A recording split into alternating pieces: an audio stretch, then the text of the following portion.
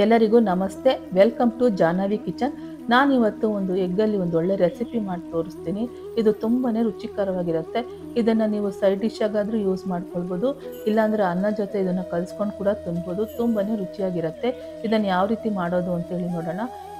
ಈ egg recipe ಮಾಡೋದಕ್ಕೆ ನಾನಿಲ್ಲಿ ಒಂದು 5ರಿಂದ 6 ಮೊಟ್ಟೆ ತೊಗೊಂಡಿದ್ದೀನಿ. ಅದೇ ರೀತಿ ನಾನಿಲ್ಲಿ ಸಣ್ಣ ಸಣ್ಣ ಬೌಲು ಒಂದು 5 ತೊಗೊಂಡಿದ್ದೀನಿ. ಅದಕ್ಕೆ ಒಂದು 2 ಡ್ರಾಪ್ಸ್ ಆಗುವಷ್ಟು ಎಣ್ಣೆಯನ್ನು ಹಾಕ್ಕೊಳ್ತೀನಿ. 1ರಿಂದ 2 ಡ್ರಾಪ್ಸ್ ಎಣ್ಣೆ ಹಾಕ್ಕೊಳ್ತೀನಿ. ಅದನ್ನು ನೀಟಾಗಿ ಎಲ್ಲ ಬೌಲೆಲ್ಲ ನೀಟಾಗಿ ಸ್ಪ್ರೆಡ್ ಮಾಡ್ಕೊಳ್ತೀನಿ. ಹಾಗೆಯೇ ಮೊಟ್ಟೆ ಕೂಡ ಹಾಕ್ಕೊಳ್ತೀನಿ. 5 ಬೌಲಿಗೂ 5 ಮೊಟ್ಟೆ ಹಾಕ್ಕೊಳ್ಬೇಕು. ಎಲ್ಲ ಬೌಲಿಗೂ ಮೊಟ್ಟೆಗಳನ್ನ ಹಾಕ್ಕೊಂಡಿದ್ಮೇಲೆ ನಾನಿಲ್ಲಿ ಒಂದು ಪಾತ್ರೆಯಲ್ಲಿ ನೀರು ಕಾಯಕ್ಕಿಟ್ಟಿದ್ದೆ. ಅದು ಈಗ ಸ್ವಲ್ಪ ಕಾದಿದೆ. ಈಗ ಮೊಟ್ಟೆಗಳನ್ನ ಇಟ್ಕೊಂಡಿದ್ದಂಥ ಬೌಲ್ಗಳನ್ನ ನಾವು ಇದರೊಳಗೆ ಇಡೋಣ. ಈ ರೀತಿ ಎಲ್ಲ ಬೌಲ್ಗಳನ್ನು ನಾನು ನೀರಲ್ಲಿಟ್ಟು ಸ್ಟೀಮ್ ಮಾಡ್ಕೊಳ್ತೀನಿ. ಇದು ಸ್ಟೀಮ್ ಆಗ್ತಿದ್ದಂಗೆ ನಾನು ಇಲ್ಲಿ ಸಣ್ಣ ಸಣ್ಣದಾಗೆ ಸ್ವಲ್ಪ ಈರುಳ್ಳಿ ಕಟ್ ಮಾಡ್ಕೊಂಡಿದ್ದೆ. ಅದನ್ನು ಸ್ವಲ್ಪ ಹಾಕ್ಕೊಂಡು ಬರ್ತೀನಿ. ಎಲ್ಲ ಬೌಲಿಗೂ ಸ್ವಲ್ಪ ಹಾಕ್ಕೊಳ್ಬೇಕು.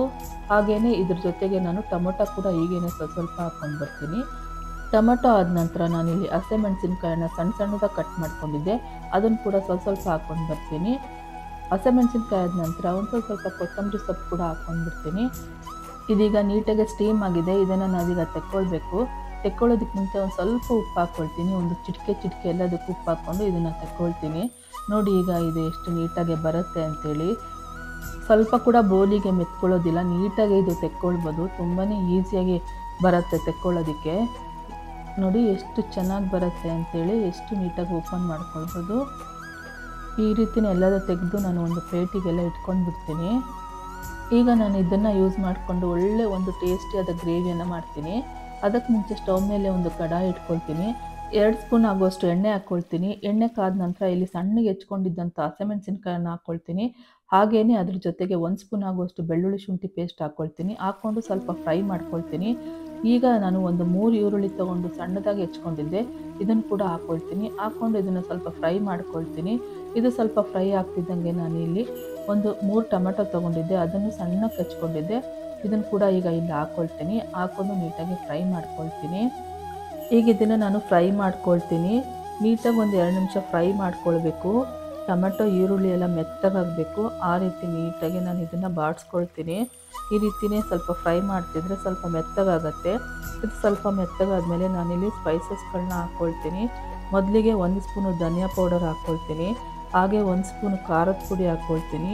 1 ಸ್ಪೂನು ಅರಿಶಿಣದ ಪುಡಿ ಹಾಕ್ಕೊಳ್ತೀನಿ. 1 ಸ್ಪೂನ್ ಗರಂ ಮಸಾಲ ಪುಡಿ ಹಾಕ್ಕೊಳ್ತೀನಿ. ಅರ್ಧ ಸ್ಪೂನ್ ಬಂದು ಪೆಪ್ಪರ್ ಪೌಡರ್ ಹಾಕ್ಕೊಳ್ತೀನಿ. ಹಾಕ್ಕೊಂಡು ನೀಟಾಗಿ ಎಲ್ಲ ಮಿಕ್ಸ್ ಮಾಡ್ಕೊಳ್ತೀನಿ. ನೀಟಾಗಿ ಎಲ್ಲ ಮಿಕ್ಸ್ ಮಾಡಿ ಸ್ವಲ್ಪ ಫ್ರೈ ಮಾಡ್ತೀನಿ. ಎಲ್ಲ ಮಸಾಲಗಳನ್ನ ಹಾಕಿದ ನಂತರ ನಾನು 2 ನಿಮಿಷ ಇಲ್ಲಿ ಬಾಡಿಸ್ಕೊಳ್ತೀನಿ. ಈ ರೀತಿ ನೀಟಾಗಿ ಎಲ್ಲ ಫ್ರೈ ಮಾಡ್ಕೊಳ್ಬೇಕು.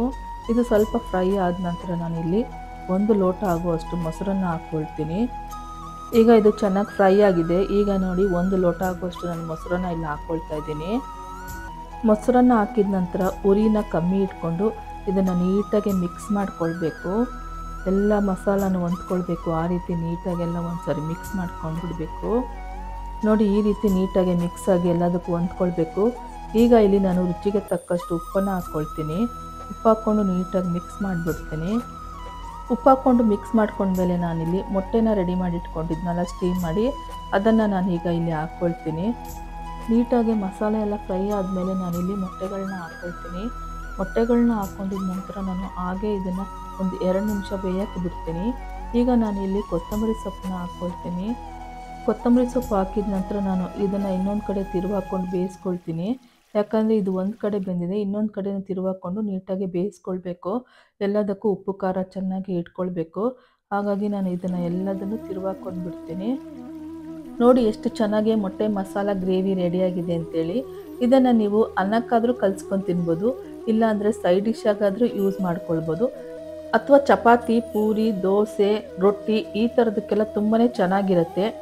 ಯಾವಾಗಲೂ ಒಂದೇ ಥರ ತಿಂದು ಬೋರ್ ಆದಾಗ ಈ ರೀತಿ ಒಂದ್ಸಲ ಟ್ರೈ ಮಾಡಿ. ತುಂಬಾ ಚೆನ್ನಾಗಿರುತ್ತೆ ಅಂತ ಹೇಳ್ತಾ ಇವತ್ತಿನ ವಿಡಿಯೋ ನಿಮಗೆಲ್ಲ ಇಷ್ಟ ಆಗಿದ್ರೆ ಲೈಕ್ ಮಾಡಿ, ಶೇರ್ ಮಾಡಿ, ಕಮೆಂಟ್ ಮಾಡಿ, ಸಬ್ಸ್ಕ್ರೈಬ್ ಮಾಡಿ ಅಂತ ಹೇಳ್ತಾ ಥ್ಯಾಂಕ್ ಯು ಫಾರ್ ವಾಚಿಂಗ್.